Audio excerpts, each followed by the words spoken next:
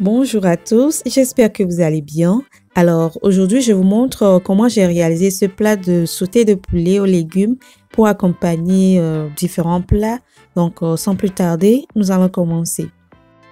N'oubliez pas de liker et de partager avec vos amis. Merci. Avant de commencer, je vous présente rapidement les ingrédients.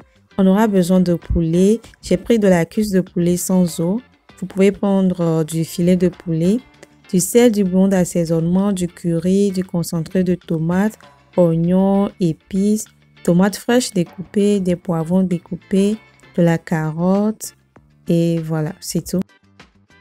Voilà, je vais bien assaisonner mes cuisses de poulet que j'ai découpées en petits morceaux avec de la marinade verte, du sel, du bouillon d'assaisonnement, du curry et un peu d'huile végétale.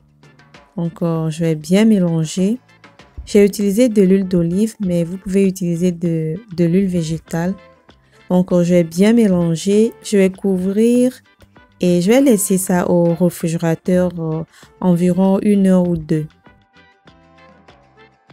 Voilà, 2 heures de temps sont écoulées. Donc, dans une poêle, j'ajoute un peu d'huile végétale et dès que c'est bien chaud, j'ajoute mes morceaux de poulet et je vais les laisser frire, bien dorés. Et je vais réserver de côté. Voilà, c'est bien cuit. Encore le blanc de poulet n'est pas dur.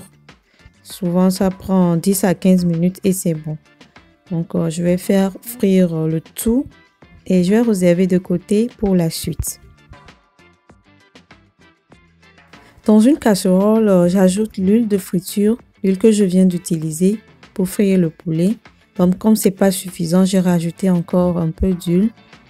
Dès que l'huile est chaude, j'ajoute les oignons finement coupés, les carottes découpées en petits dés et les poivrons. Donc, je vais faire rissoler environ 1 minute ou 2. Au cas où vous préférez les poivrons croquants, il faut les ajouter à la fin de la cuisson. Donc, voilà. Après avoir bien rissolé, je vais rajouter du gingembre et de l'ail râpé. Voilà. Vous pouvez utiliser n'importe quelle épice de votre choix. Donc, moi, je suis partie sur du gingembre et de l'ail cette fois-ci. Je mélange bien environ 1 ou 2 minutes. Ensuite, je vais rajouter de la tomate concentrée. Donc, j'ai pris l'équivalent d'une cuillerée à soupe que j'ai diluée dans de l'eau. Voilà. Donc, je l'ai rajouté. Je vais laisser bien cuire environ 3 minutes en tournant régulièrement. Voilà. J'ai pris le soin de bien cuire ma tomate concentrée. Et là, je vais rajouter un peu de curry. Et c'est le tour des tomates fraîches. Je les ajoute. Je mélange. Ensuite, je vais assaisonner avec du sel et du bouillon d'assaisonnement. Voilà. Je mélange encore une fois. Et je vais laisser le tout bien cuire environ 5 minutes. Ensuite, j'ajoute mes morceaux de poulet frit. Voilà. Je mélange et j'ajoute des piments frais. Si vous le souhaitez, vous pouvez rajouter directement du piment en poudre ou du piment arraché. J'ajoute également des oignons émincés. Je mélange bien.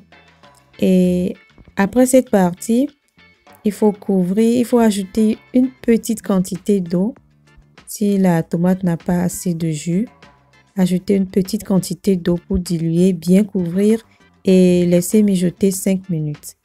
Je parle de cette partie parce que ma caméra n'a pas pu filmer cette partie. Mais j'ai rajouté une petite quantité d'eau et j'ai couvert, j'ai laissé cuire environ 5 minutes et c'est bon. N'oubliez surtout pas de goûter pour ajuster l'assaisonnement. Et là, c'est tout prêt. Je vais servir avec du riz et un peu de plantain. C'est aussi très bon comme accompagnement pour des spaghettis, des couscous ou du pain. N'importe quel pain, du bon pain, la baguette. C'est très bon. Voilà, c'est une idée de recette pour les jours où vous n'avez pas trop envie de cuisiner. Donc, j'espère que vous avez aimé la recette. Merci d'avoir suivi jusqu'à la fin. Je vous prie de liker, commenter, partager avec vos amis et de vous abonner à la chaîne si ce n'est pas encore fait. Je vous dis donc à la prochaine pour une autre recette riche en saveurs et d'ici là, portez-vous bien. Bye bye!